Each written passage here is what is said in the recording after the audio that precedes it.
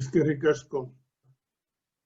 Arantxa, no sé cómo irá esto, porque, en fin, aunque hablamos mucho por internet, dar una charla un rato no será lo mismo. Todavía no veo a la traductora de signos en mi pantalla. Está, ¿eh? Está. Ah, perfecto. Bueno, pues nada, yo comienzo a hablar. Desearía tener vuestra ayuda en muchos temas de los que voy a hablar. No soy especialista y vosotros seguramente sí. Principalmente vuestra ayuda en la parte final, que intentaré diseñar un proceso de buena práctica en relación a la actuación artística.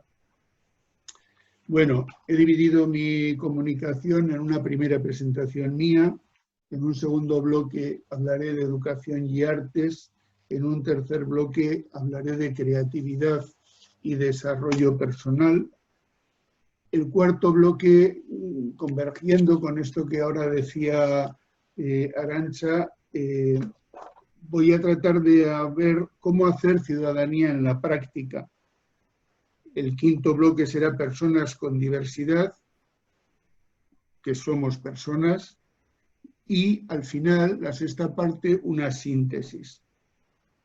Bueno, yo me voy a presentar muy brevemente. Yo soy José Raúl Casitas, he sido voluntario educador de personas con discapacidad en lo que es hoy Goravide desde el año 70 hasta el 82. Eso quiere decir, porque luego en la facultad he sido profesor durante casi 30 años de temas de discapacidad e inclusión, que llevo en esto casi unos 50 años. Quizá por viejo sepa más que por lo que he estudiado. He sido profesor titular de la UPV, soy doctor en pedagogía, soy diplomado en psiquiatría de la comunidad y social, y en realidad con mis alumnos siempre he tenido la pretensión de que hagan, de que den un servicio a la comunidad aprendiendo de lo que saben. Eso que ahora se llama aprendizaje de servicios, pues nosotros tenemos montado desde el 83. Siempre he hecho formación en diálogo. Yo no sé hablar solo, me aburro de mis cosas, porque las cosas que yo digo me las sé. Entonces me encantaría poder entrar en diálogo con vosotros. He trabajado en múltiples equipos y me gusta cuando me piden cosas concretas. Estoy felizmente casado, jubilado, y sigo siendo voluntario pues, de AISIESI, que es una fundación de tiempo libre educativo para Vizcaya, de AREMAN, que es una asociación civil alavesa para facilitar la convivencia social a través de hechos inclusivos. Tenemos un lema: las personas con discapacidad son generadoras de bienestar social, bueno, entre otros grupos. Bueno, pues hasta ahí mi presentación. He sido director de cursos de verano sobre música, pues 3 en el año 80 y pico, hasta hace 3 años que fui director de otro curso de verano sobre expresión corporal y arte, todo el tema del teatro, etcétera, etcétera. Bueno, sigo hablando con este silencio de fondo, que no sé muy bien si ni veo caras, no sé si le interesa a alguien. Bueno, voy a hacer una breve, muy rápida presentación. El arte me anima Begoña, gracias Begoña, con un emoticono. Bueno, educación y arte, ¿no? Por una parte, la educación, ya desde la época de los egipcios, la primera gran cultura, que por cierto, eso está en África. Pensamos a veces desde nuestra cabeza que todo está en Europa. Pues no, Egipto está en África.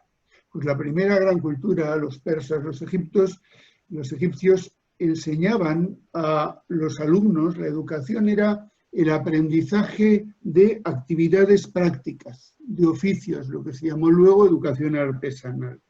Pero claro, esa fabricación material se llamó en Grecia técnica y se trasladó a los arroma como ars, o sea, ese primer trabajo en la acción que hace comunidad, que hace vida, es lo artístico. Claro que los griegos luego hablaron de musas, de lo que ellas nos inspiran.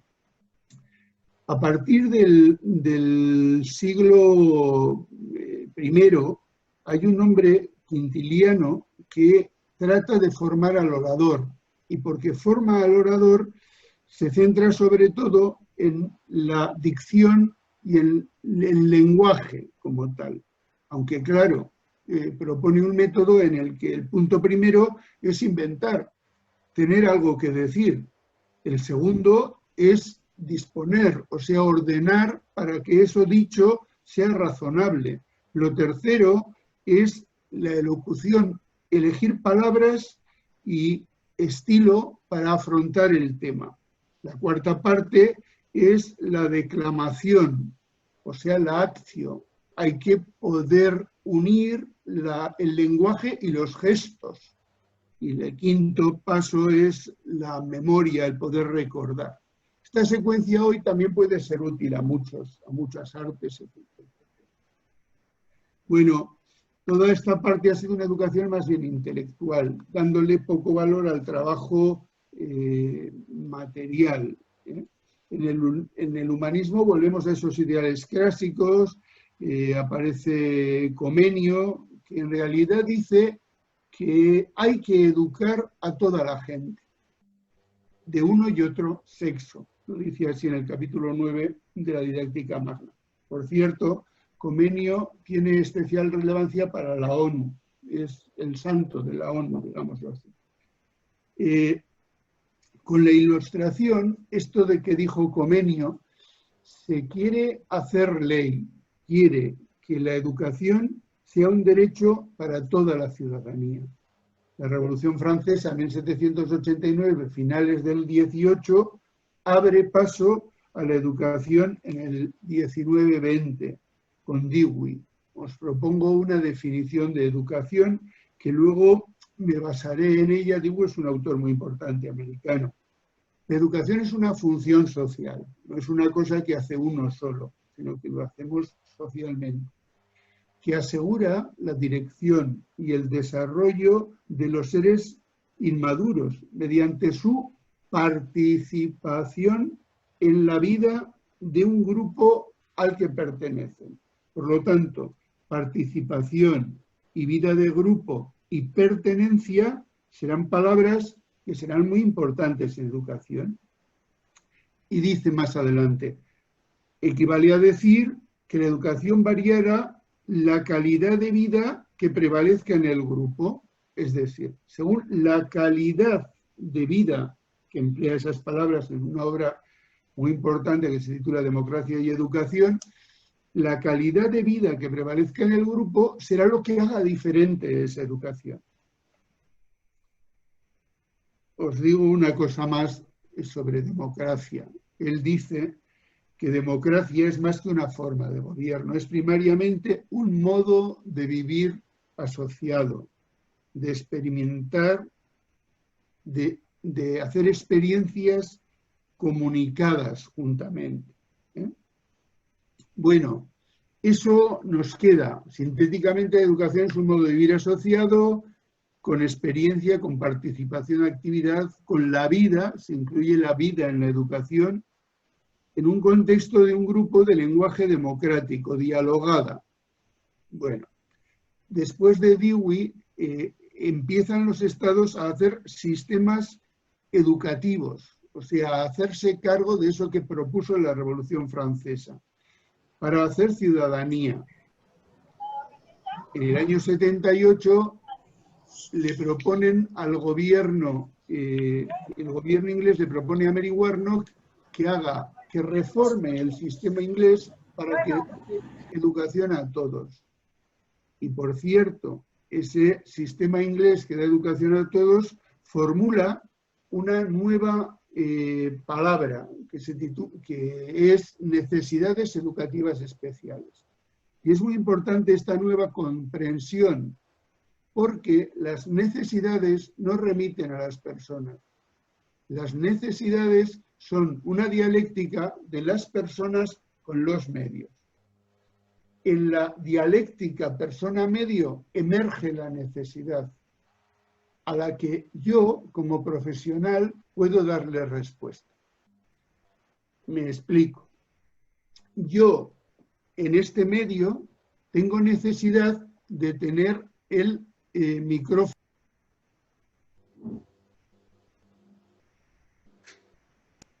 No es que esa necesidad remita a mí, sino que yo en este medio necesito tener el micrófono encendido. ¿Se entiende este giro comprensivo? Se quita la mirada de la diversidad para fijarla en la dialéctica individuo y medio y lo que podemos hacer. Así, un profesional que ve esa dialéctica, modificando el medio, puede dar respuesta a la necesidad. Bueno, en Jomtien, la UNESCO en 1990, si eso es del 78, esto es del 90, amplía esa definición también con ese giro comprensivo, pasando de la comprensión individual a la dialéctica, y formula el concepto de necesidades básicas de aprendizaje. Una necesidad básica de aprendizaje no es un aprendizaje básico, sino es aquello que en un determinado contexto, y los contextos son diferentes, que Barcelona, que Madrid, que Bilbao, que Coria del Río, es diferente el contexto, en cada contexto los individuos tienen que recibir la educación básica para vivir con una vida digna. Bueno, en 1990 todavía se da un giro más, la UNESCO da un giro más con el informe de la educación encierra un tesoro, 1996. Y señala 4 objetivos. Aprender a conocer, que es aprender a aprender también. Aprender a hacer, que es fundamental para todo lo que tiene que ver con educación artística. Hacer. Aprender a vivir juntos y con los demás, a convivir. Y por fin el 4, aprender a ser. Y dice, leo un fragmento de la página 104, dice, la educación tiene una doble misión, enseñar la diversidad de la especie humana y contribuir a una toma de conciencia de las semejanzas, de la interdependencia entre todos los seres humanos. Desde la primera infancia debe aprovechar todas las oportunidades para enseñar esas dos cosas, la diversidad y las semejanzas.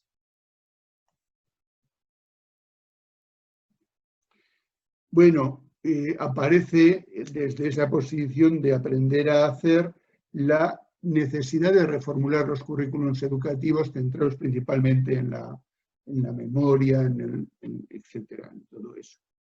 Desde una palabra nueva que son competencias, que tiene que ver con saberes prácticos situacionales. Yo no puedo aprender la competencia de servir una mesa si no tengo mesa, si no tengo un contexto de un bar, etcétera, etcétera.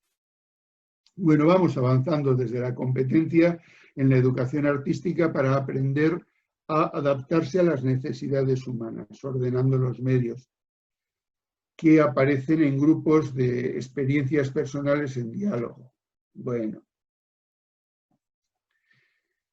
Además, hay un cambio cultural bastante importante. Hay un hombre que se llama Gadamer, que él dice que para comprender también el arte es necesario interpretar. Y eso abre un amplio espacio a la creatividad. Y hasta ahí llego en la segunda parte de mi intervención. Estoy ahora en creatividad y desarrollo personal. Espero que todavía haya alguien allí. Bueno, la creatividad es la capacidad de generar nuevas ideas. A eso se ha llamado fluidez. Y o nuevas relaciones entre ideas, y a eso se ha llamado flexibilidad. Y eso lo propuso por primera vez en el año 78 Guilford. La inteligencia no valoraba la creatividad hasta que este autor lo señala. Se valoraba, pues, por una parte, lo había formulado Piaget así, bueno, primero Binettissimo, el factor G, etc. Bueno, se valoraba la sensoriomotriz, pero también se valoraba el momento simbólico, que aparecía con el lenguaje y la representación.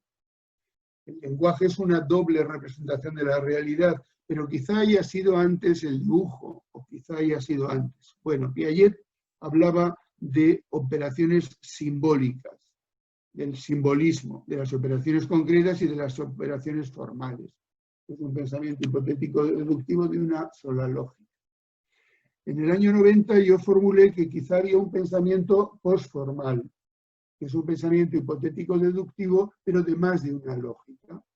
Si yo veo un niño desde el psicoanálisis, y el psicoanálisis es una lógica que permite hacer deducciones, que todos los que la conocen llegan a conclusiones similares, no veo ni me fijo en los mismos elementos que si lo veo desde la modificación de conducta, que es otra lógica. Claro, ¿cómo actuar?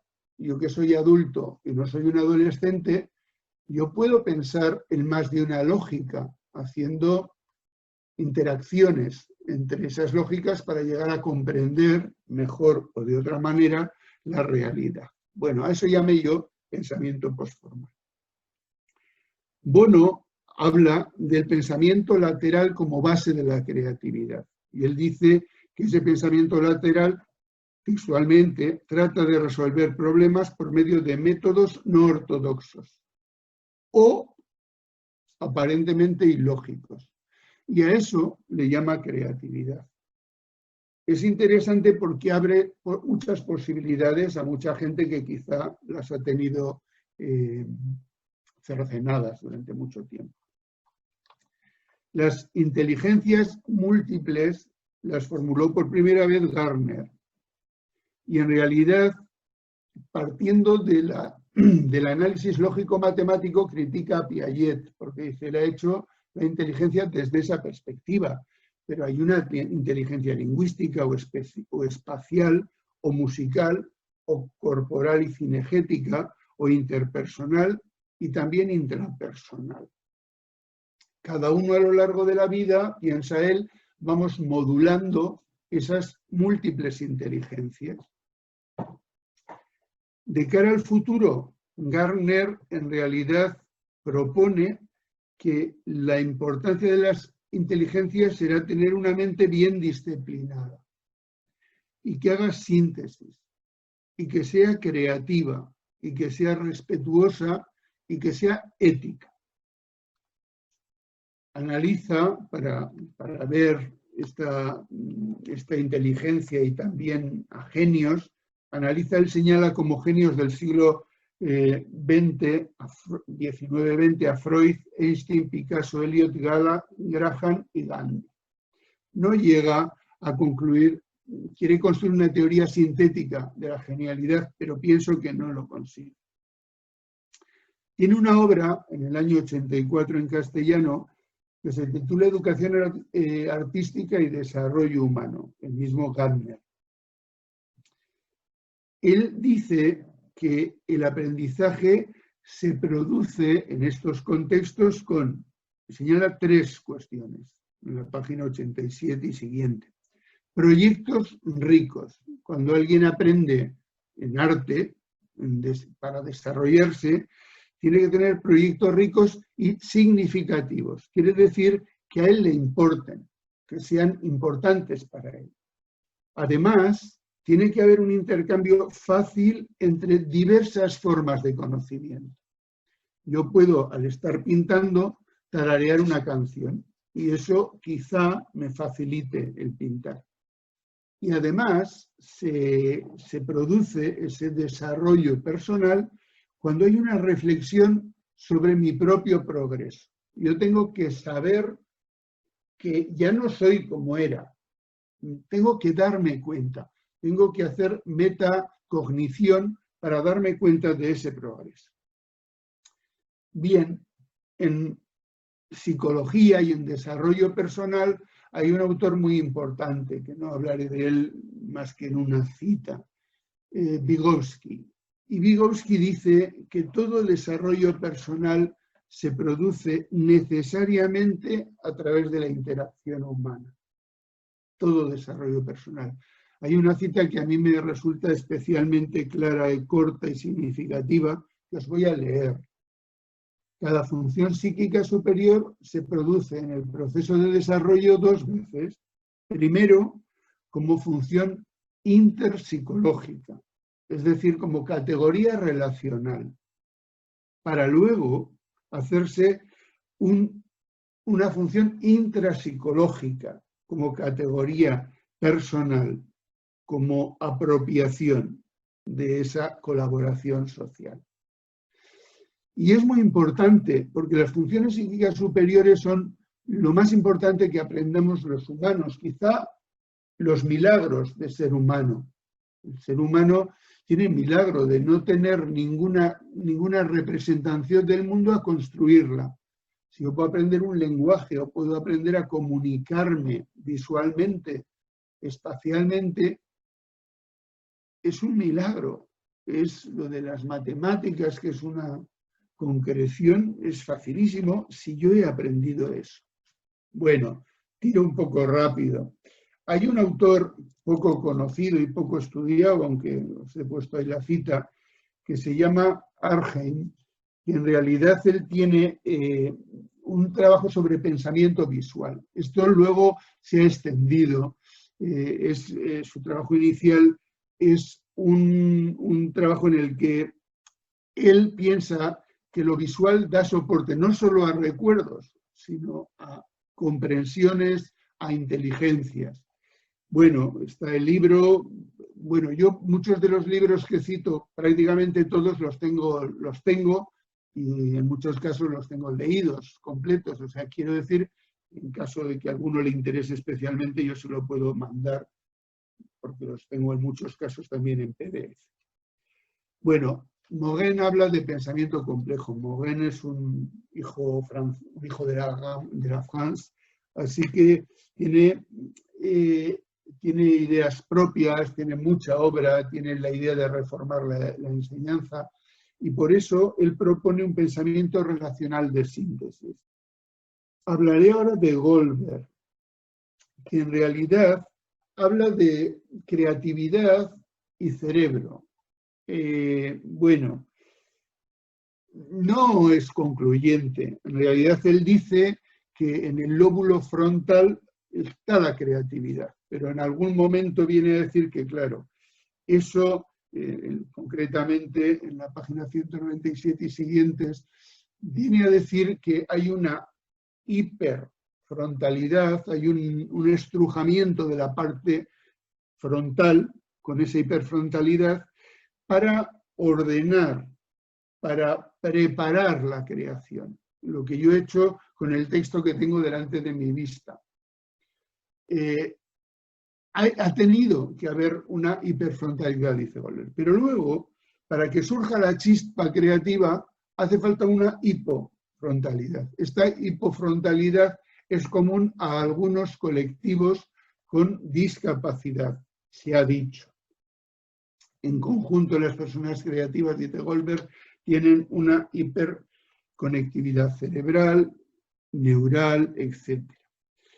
No es concluyente la discusión de si las personas con locura, que dice él, tienen mayor creatividad. Él piensa que no, que es un tópico y que se eligen 3 y no hay un estudio extenso y todo lo demás, ¿no? Tampoco es concluyente en que la creatividad, desde la óptica que él estudia, que es la cerebral, pueda ser modelada. Yo añado un elemento a propósito de este asunto del desarrollo personal, que es el brillo personal, que es algo así como lo que nos permite vivir humanamente. que es algo así como aquello que yo acepto de mí cuando he tenido algunos éxitos reconocidos. Y esto me da empoderamiento. Y esto me permite generalizar en otros ámbitos, en otras inteligencias, eso que yo he conseguido, esos éxitos que yo he conseguido algunos. Bueno, concluyo con un adagio medieval que decía que lo que hacemos nos hace. Lo que hacemos, que es una obra, cuando es una obra y tiene un reconocimiento, nos hace otros de lo que somos. Bueno, paso adelante y llego a la parte cuarta. Espero que todavía sigáis ahí y no estéis muertos o dormidos. Bueno, la tarea de hacer ciudadanía en la práctica. El asunto no es decir palabras, sino ¿y esto cómo se hace, cómo se come? Y yo me voy a atrever a hacer propuestas, en realidad, de buenas prácticas, de cómo hacer ciudadanía en la práctica. A mí me parece que hay algunos elementos. Primero, hacer una oferta abierta, es decir, debe ser una oferta en la que todos quepan. Segundo, tiene que haber espacios sociales compartidos. No puede ser una oferta detrás del mostrador. Tercero, tiene que haber una característica fundamental para hacer ciudadanía que la propone Habermas, que la reconstruyo yo a efectos operativos. En educación tiene que construirse el educador un espacio social de pertenencia. Con la gente del grupo no se educa a mesas, sino a personas. Por lo tanto, con ese grupo humano se tiene que construir un espacio social de pertenencia, como dice Habermas, saturado de interés comunicativo. Es decir, no con un interés práctico, obedézcanme ustedes, copien, ahora copien, no, sino con un interés dialógico, de entendernos, de que yo te entienda a ti y que tú me entiendas a mí. Si no, tampoco esta charla vale la pena. Por lo tanto, creando espacios de pertenencia saturados de interés comunicativo. Y eso, claro, se hacen con cada grupo cuando éste tiene proyecto, sabiéndonos todos vulnerables. Hemos tenido durante mucho tiempo un horizonte cultural en el que somos superhombres, autosuficientes, pero pienso que llega un tiempo que nos tenemos que dar cuenta que nosotros, todos nosotros, somos muy vulnerables. Empiezo ahora a hablar de segregación y cómo se hace. Y en esto sigo directamente a un autor que se llama Perron. Perron dice que el otro aparece como extraño ante nuestros ojos. Aunque claro, lo extraño se modifica. Nadie diría hoy que tener vitíligo es ser leproso y por lo tanto ha de echársele del pueblo de Israel, que es lo que pasaba y se dice en la Biblia. Nadie diría hoy que las brujas ni las encontraríamos, porque el cambio cultural nos permite ver unas cosas y nos impide ver otras. Por lo tanto, el otro se ha modificado a lo largo de la historia. Suele ser el reverso de la hipótesis de humano completo. Hay ante el otro una defensa, un temor, un rechazo. Y aparecen lo que es sustantivo, que son las prácticas sociales distintivas. Ahora trataré de ir explicando. Es la práctica social de separación habitual. Yo puedo hacer separación poniendo torres, poniendo murallas, tirándolos por una roca. Puedo hacer separación. Pero si hago comunicación rara, le dejo al otro en mala situación. Si alguien dice, oye, ¿puedo hablar? Y dice, sí, guapo. Tú sigue pensando que enseguida te doy la palabra. Claro, eso puede no ocurrir nunca. Eso es una práctica social distintiva. Dice, aquí todos somos iguales. Manolito, cállate.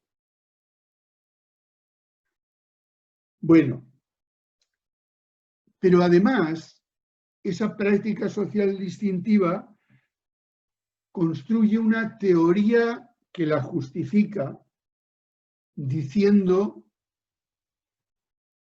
que esos con los que hacemos una práctica social distintiva son un grupo. Hacemos una etiqueta.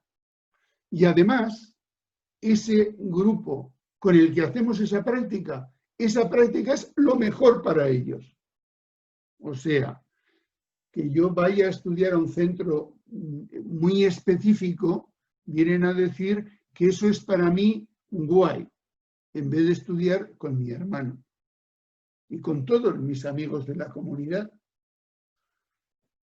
Bueno, se construye una teoría que justifica la exclusión. Y lo peor es que esa teoría concluye ellos se lo merecen.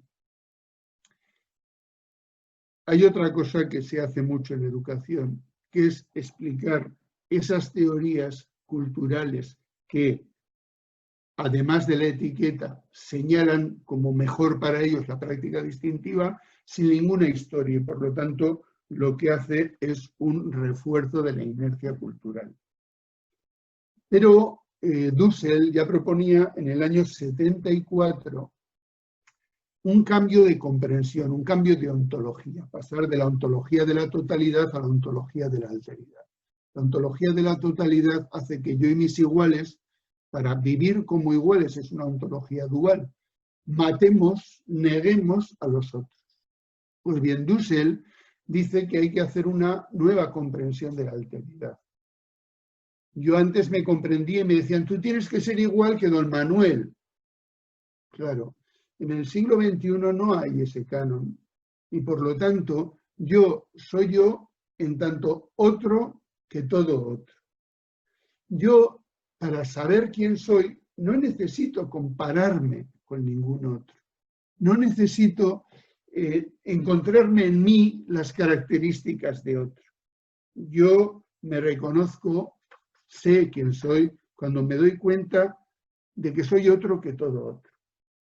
Pero es que, además, nadie es idéntico a sí mismo, porque somos historia, porque nos transformamos. En el siglo XXI, cada uno de nosotros somos muchos. Yo soy mucho. Bueno, además, esto me va a abrir a los otros, a oír la voz y el rostro. Además, la ciencia quizá tiene que cambiar la manera de ordenar la realidad. Linneo en 1758 la ordenó de manera analítica, pero más bien va avanzando hacia modelos sintéticos. Voy un poco pillado de tiempo, pero voy a dar por acabada esta cuarta parte. Podré hablar con vosotros si os interesa de la cosa que queráis. Las personas con discapacidad somos personas. Y no hay razón para segregar, porque confundimos un elemento que en general suele ser el más feo que encontramos en el otro, lo convertimos en lo que es el todo. Es algo así como si yo tengo una nariz y solo me vierais una nariz muy grande. Y para hablar de mí tuvierais que saber y hablar en torno a mi nariz. Dice, bueno, es un error, es una sinécdoque el lenguaje. Bueno, la diversidad es un bien, también la diversidad humana, porque todos somos personas. William Templer, en el año 81, ante la ONU, hizo un discurso que os voy a leer, es breve y dice cosas muy interesantes. Porque las personas con discapacidad, con diversidad, reivindican su palabra. Hablo en nombre de personas con retraso mental. Ante todo somos personas y solo en segundo lugar retrasados. Queremos entrar en posesión de nuestros derechos y hacer saber a todo el mundo lo que nos corresponde. Queremos explicar a las demás personas que queremos y podemos vivir dentro de nuestra sociedad y que podemos trabajar. Queremos mostrarles que tenemos derechos y deberes como los demás. Hemos de aprender a hablar porque nuestra voz es nueva.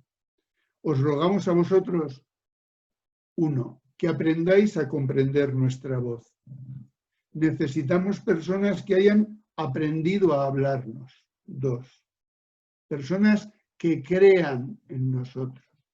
3, las personas retrasadas mentales no queremos vivir más en instituciones terribles. Queremos vivir en nuestra propia comunidad. Por favor, ayudar a todas las personas retrasadas y ante todo a las más gravemente retrasadas. Y esto no es solo el próximo año, sino siempre. Muchas gracias por escucharnos. Hasta ahí las palabras de William Templer. A mí siempre me han parecido impresionantes. Señalan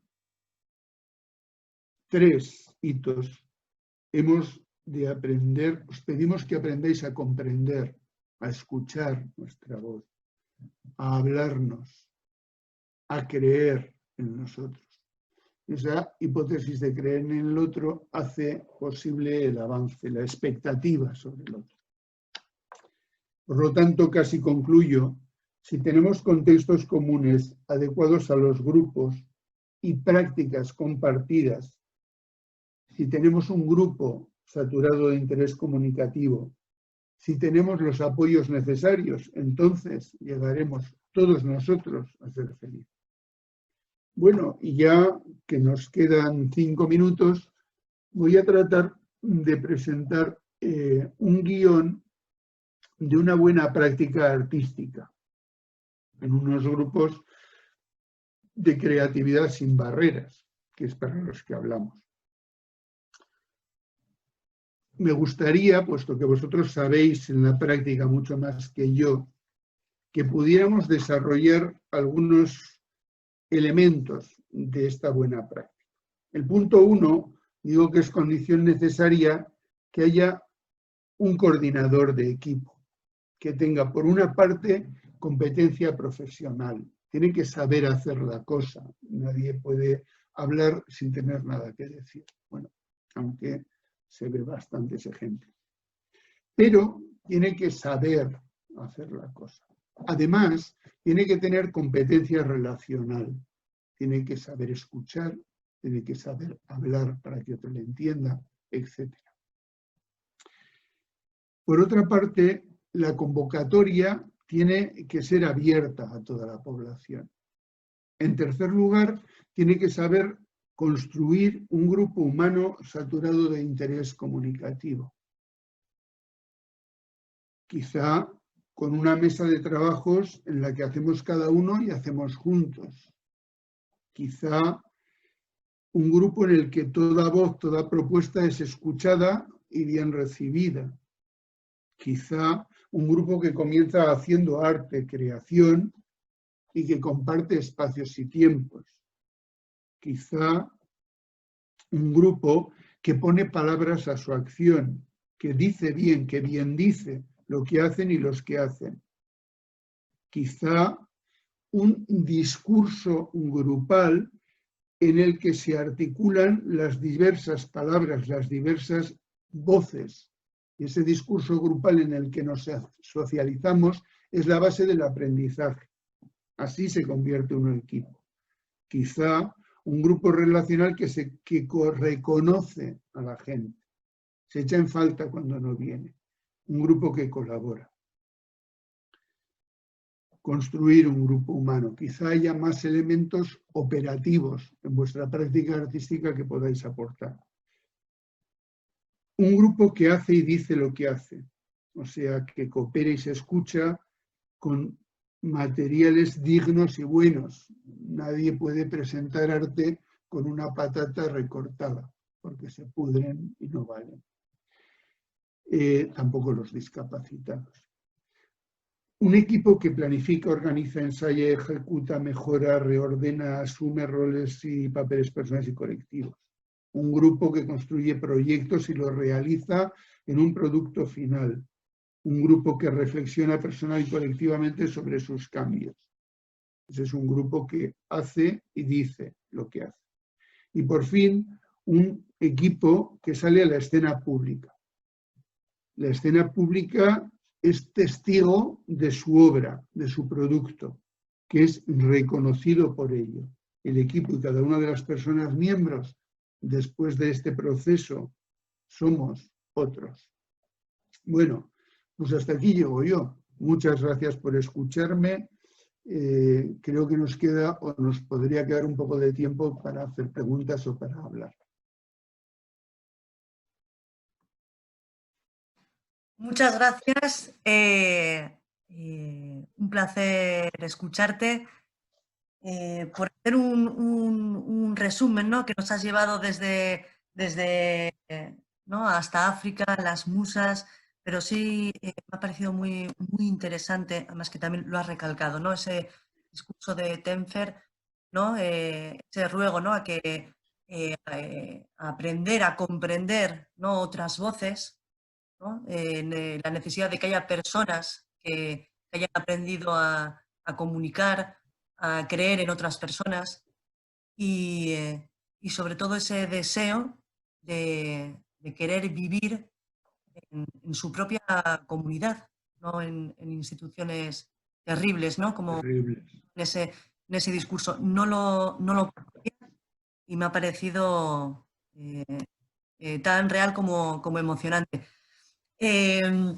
Muchísimas gracias. El chat, yo como os decía al inicio, está abierto a preguntas para que yo las pueda trasladar a los ponentes. Gracias también, José Ramón, por clavar el tiempo, aunque sé que tendrías, bueno, pues muchísimas más bibliografía que referenciar, casos prácticos y experiencias.